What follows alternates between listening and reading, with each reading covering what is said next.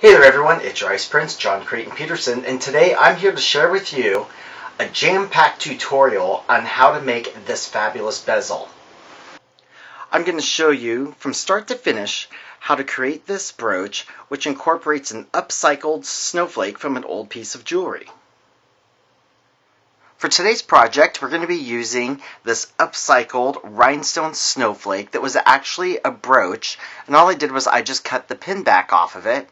And now we're going to incorporate this into a bezel, and then I'm going to show you how simple it is to transform a plain bezel into your own brooch that you can wear on the jacket, your lapel, or even a hat.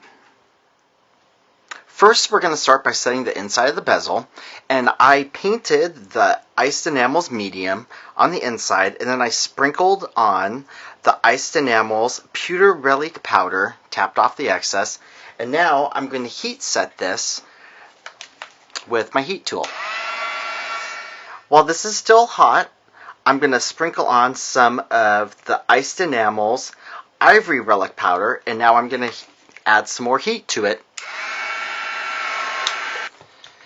And while the powder is still hot and molten, I'm now just going to kind of swirl around inside here, because I'm trying to go for a metallic look with just a touch of ivory to bring out kind of the snowflake colors. And now I'm going to reheat this so it all spreads out evenly. Okay, you have to admit, this is probably one of the coolest things you've ever seen. I just love the marbled effect that you can get by just simply mixing together the two different colors while they're still hot. So now what I'm going to do is I'm going to repeat this on the back side of the bezel now. Now I'm going to show you a great little trick for attaching your own pin back onto a bezel so you can turn it into a brooch. So here's the marbled background of the bezel. What I'm going to do is I'm going to apply a little more heat and then quickly stick the pin back onto the bezel.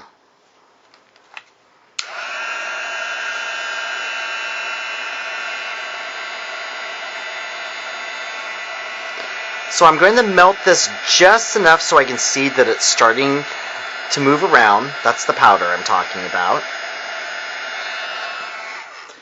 So I reheated the enamels just enough so I could see them starting to move around. And now I'm going to place my pin back on there. You might have to center it a little bit. And then go ahead and just tap it down. There we go. You might have to heat it a little bit more just to get the powder to melt some more, which I'm going to do real quick here. And voila, there we go. We have the pin back set into the enamels. Now this is a great way to help secure that pin back on there, but of course we're going to put some resin on there to help seal this, just ensure that it's not going to lift off. But we're going to do that in a moment. First, we're going to add a little embellishment to the inside of the bezel. Now, because I want to add a little bit of bling just to the inside edges of my bezel, I mixed up some of my resin. And I'm just going to lightly sprinkle in some of the opal inclusions just around the inside edge of the bezel. And I just used a small brush just to paint right along the inside lip of the bezel. There you can see the opal inclusions on that side. So I'm going to repeat this around all four sides on the inside. There is my opal inclusions all around the inside edge. Now I'm just going to sprinkle a little tiny bit of the silver German glass inside there, and not a whole lot of this is going to stick on just because the opal is sticking to that thin coat mostly of the resin, but it's going to be just enough in there to give it a little more bling.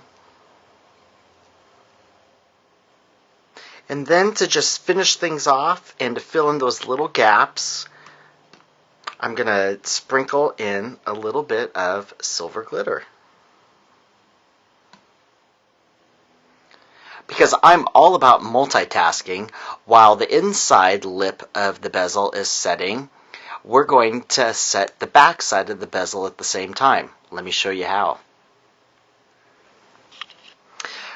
Because the inclusions are only on the inside lip of the bezel, I don't have to worry about any of the resin pouring out because it was such a thin coat. So while that's setting, we're going to set the back side of the bezel. And the main reason for doing this is it's going to help keep our enamels adhered to the back of the bezel. And at the same time, it's going to add more stability and act as an adhesive onto the pin back. You just want to make sure that while you're going around the pin back that you're doing a nice thin coat and that you don't get up into the actual part of the pen, or the pen's not going to open, which would not be the best way to have a brooch that you're trying to create. Depending on what kind of pin back you're using, you might find it easiest to put the pen in the open position, sticking straight up, so that the resin doesn't set around the bottom part of the pen or the openings. Again, it just depends on what kind of pin back you're using, so give it a check before you put your resin on. Now that the resin has set, you can see the back of the pin for the bezel. Now we're going to set our snowflake inside the bezel and finish this off. I have my resin already mixed and ready to go, and I'm going to apply a thin layer of resin into the bottom of the bezel because I only need this in here for holding in the snowflake. Next, I'm just going to thinly coat the back areas of the bezel with resin to avoid getting air bubbles. And finally, I'm going to place the snowflake into the bezel and just line it up so it's perfectly in there. And then we're going to let this cure. For more great project ideas, tips, and tutorials, be sure to check out the ICE Resin blog. And to see more of my own work, you can visit my website at artnewwave.com.